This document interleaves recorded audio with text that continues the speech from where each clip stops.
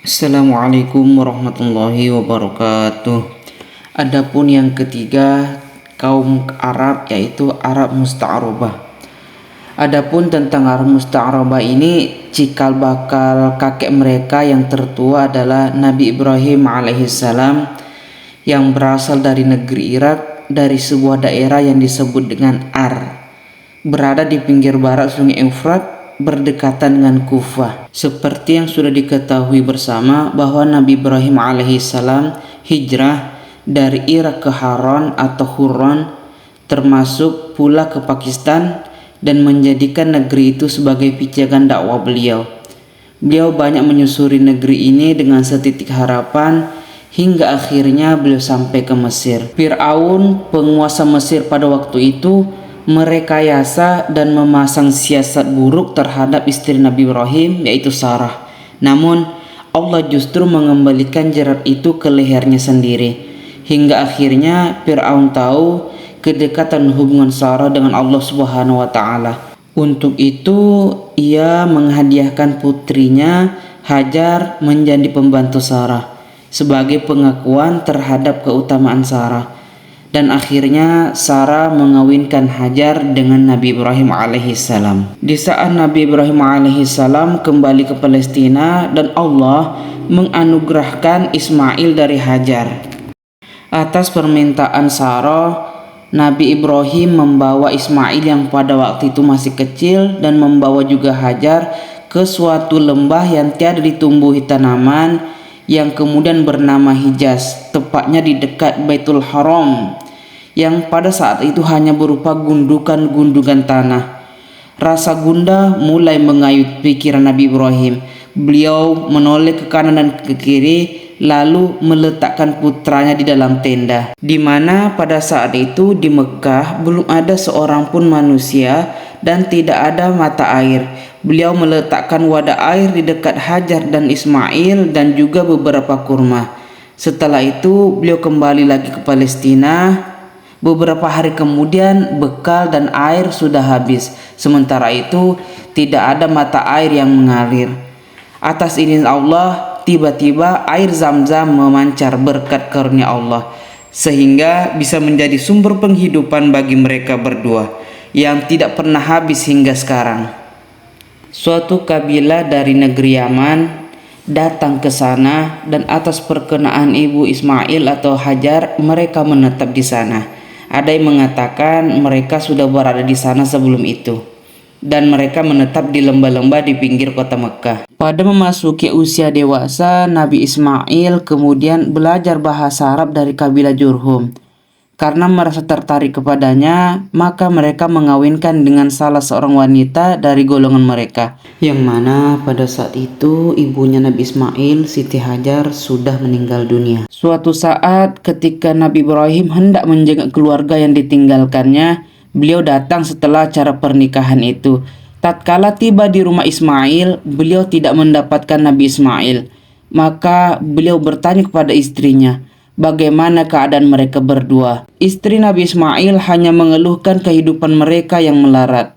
Maka Nabi Ibrahim menitip pesan agar istrinya menyampaikan pesan kepada Nabi Ismail untuk mengubah palang pintu rumahnya. Setelah diberitahu, Nabi Ismail mengerti maksud pesan ayahnya, maka Nabi Ismail menceraikan istrinya dan kawin lagi dengan wanita lain, yaitu putri Mudad bin Amru, pemimpin dan pemuka kabilah Jurhum. Setelah perkawinan Nabi Ismail yang kedua ini, Nabi Ibrahim datang lagi, namun tidak bisa bertemu lagi dengan Nabi Ismail.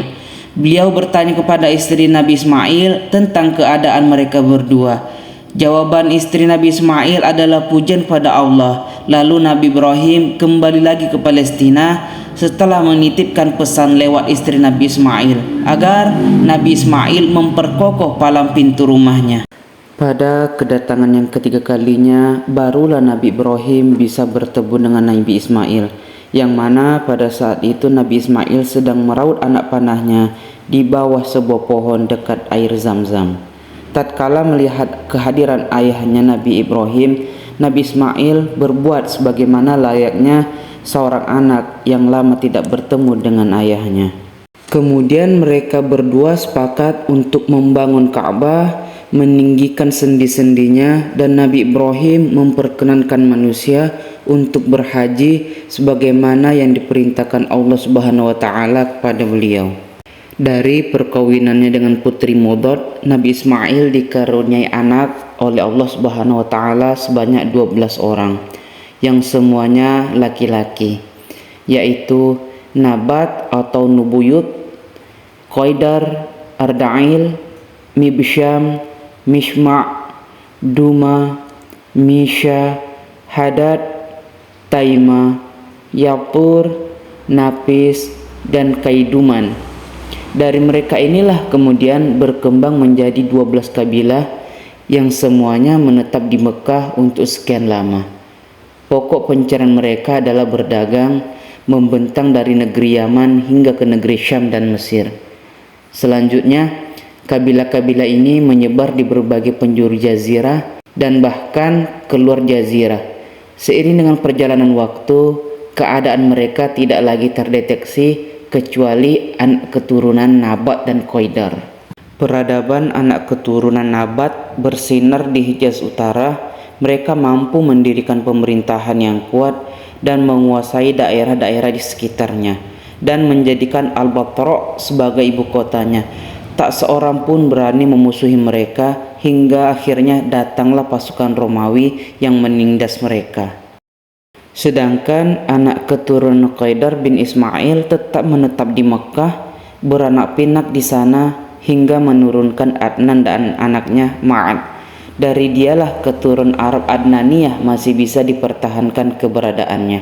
Adnan ini merupakan kakek ke-22 dalam silsilah keturunan Nabi Muhammad Shallallahu Alaihi Wasallam. Keturunan Ma'ad dari anaknya yang bernama Nizar telah berpencar kemana-mana. Menurut satu pendapat, Nizar adalah satu-satunya anak dari Ma'ad.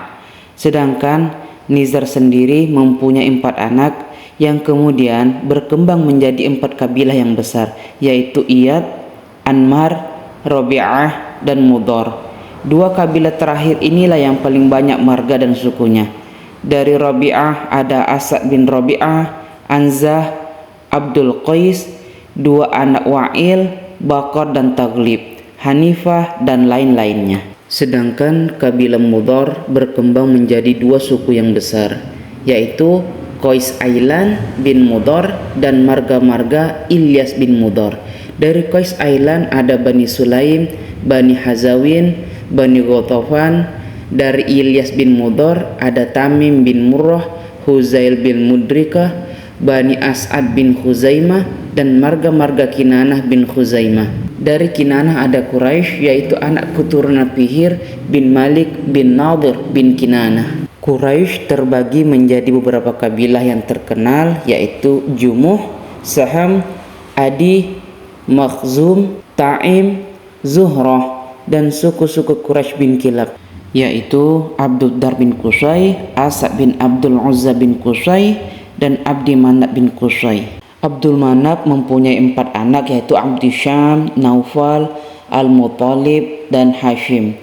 Setelah anak-anak Adnan menjadi banyak, mereka berpencar di berbagai tempat di penjuru Jazirah Arab, masing-masing mencari tempat yang strategis dan daerah yang subur. Wallahu a'lam bishawab. Semoga bermanfaat.